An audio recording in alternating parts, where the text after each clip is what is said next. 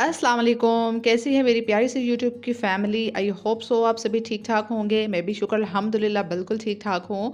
तो जनाब इस टाइम मॉर्निंग का जो है ना वो वक्त है, और मॉर्निंग के वक्त जो है ना वो हम हाउस वाइफ के कंधों पे बहुत भारी जिम्मेदारी होती है। फटाफट से हम लोग ना भाग के काम कर रहे होते हैं, और बच्चों को स्कूल भेजा होता है तो हमें होता है कि हम ना सारे काम फटाफट से निपटा लें।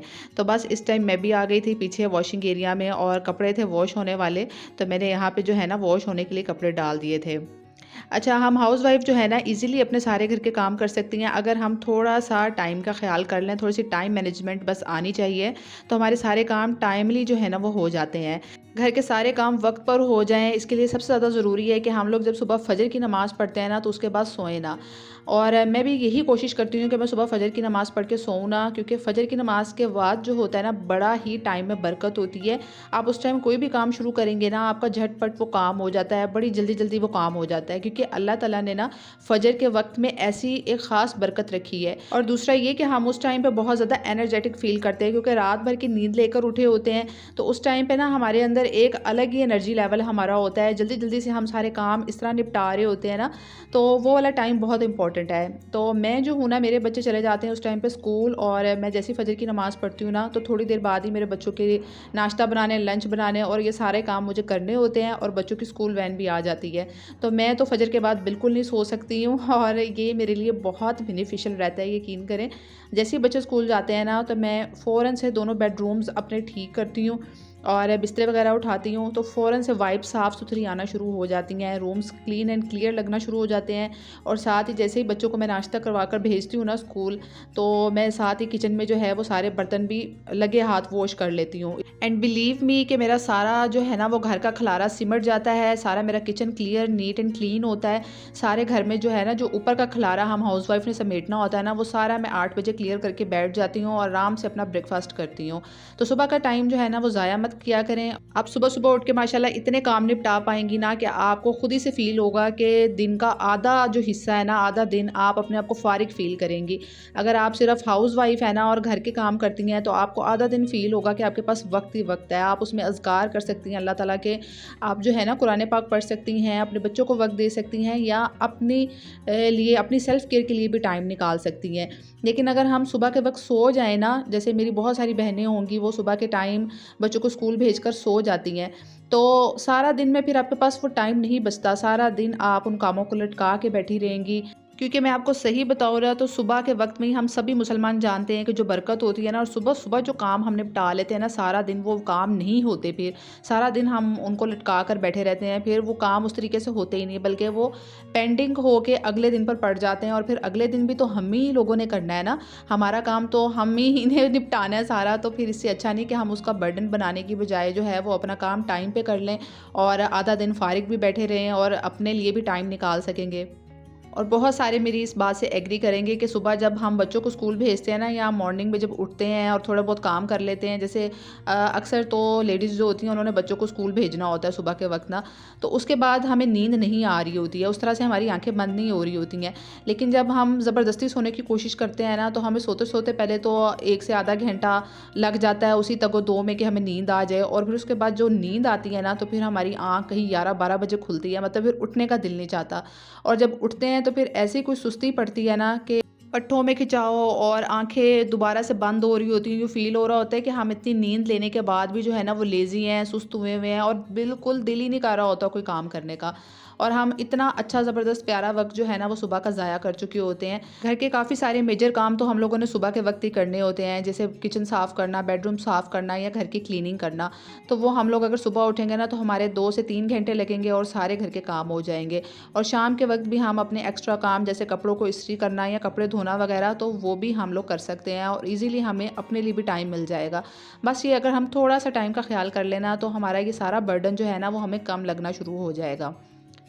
तो अभी जो है वो मैं किचन की डीप क्लीनिंग कर रही थी और किचन की आज थोड़ी-सी सेटिंग चेंज की थी। मैंने रैक जो है ना उसका थोड़ा-सा मैंने साइड चेंज कर दी थी, जिसकी वज़ह से किचन की लुक ही बिल्कुल चेंज आ रही थी।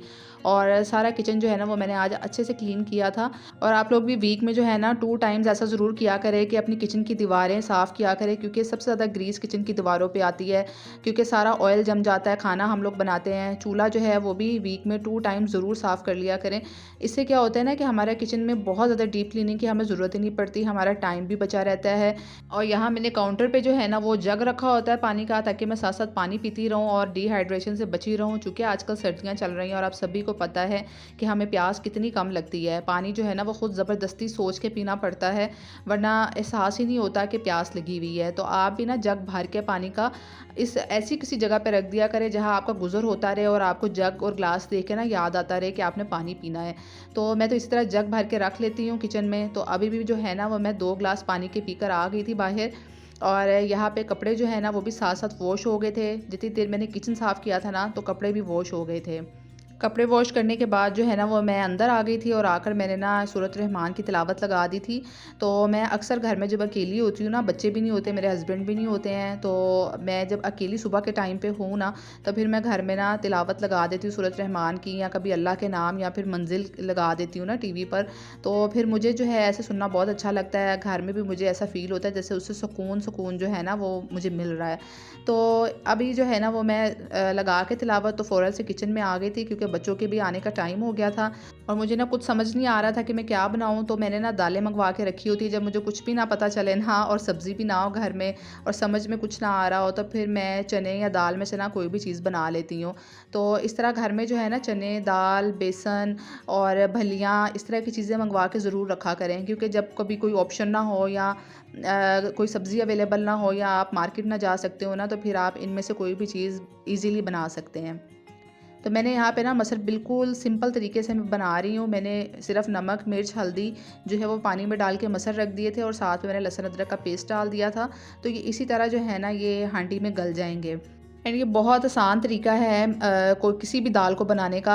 और लास्ट में जो है ना मैं इसको तड़का लगा लूँगी। तो साथ में ना ये सेवइयाँ बना रही थी मैं, तो मुझे बाद में पता चला कि ना सेवइयों का पैकेट बिल्कुल आधा है, थोड़ी-सी सेवइयाँ थी। दूसरी थी मेरे पास सेवइयाँ, लेकिन वो मोटी नहीं थी, बारीक सेवइयाँ थी। तो गुड़ वाली सेवइयों के लिए जो है ना हमें मोटी सेवइयाँ चाहिए होती हैं। तो यहाँ पे मैंने तड़का भी तैयार कर लिया था और बस अब हम ना मसरों को तड़का लगाएंगे। तो ये बहुत इजी और सिंपल रेसिपी है, कोई अनजान भी इसको बना सकता है ना, इसमें कुछ भी नहीं गया। अक्सर तो मैं लहसुन अदरक भी ना मेरे पास पिसा हुआ पड़ा हो ना, तो मैं सिर्फ नमक, मिर्च और हल्दी डाल के दाल बना लेती हूँ। तो यहाँ पे लास्ट में मैंने हरी मिर्च और कटा हुआ धनिया डाल दिया था और बस इसके ऊपर जो है ना अब मैं गरम मसाला डाल दूँगी। सो ये बड़ी सिंपल रेसिपी है और शुरू में जब हम लोग छोटे थे ना तब भी हम इसी तरह ये वाली दाल खाते होते थे। वैसे तो मेरा दिल था कि इसके साथ राइस बनाऊँ, लेकिन कल भी मैंने राइस बनाए थे और काबली पुलाव बनाया था। जिन लोगों ने व्लॉग नहीं देखा ज़रूर काबली पुलाव की रेसिपी देखना जाके, पिछले व्लॉग में बहुत ज़बरदस्त बना था काबली पुलाव ना। तो बस इसलिए आज मैंने फिर राइस नहीं बनाए, मसरों के साथ मैंने रोटी बना ली थी। तो बस यहाँ पे हुरिया आ गई थी और मैं और हुरिया मिलकर यहाँ पे लंच करेंगे और आप लोगों को कहेंगे अल्लाह हाफ़िज़। आई होप सो आपको आज का व्लॉग भी अच्छा लगा होगा। कमेंट ज़रूर किया करें, इससे मोटिवेशन बहुत ज़्यादा मिलती है और दिल करता है नेक्स्ट व्लॉग बनाने का, वीडियो बनाने का। तो चलें इंशाल्लाह नेक्स्ट वीडियो में मिलूँगी। टेक केयर, अल्लाह हाफ़िज़।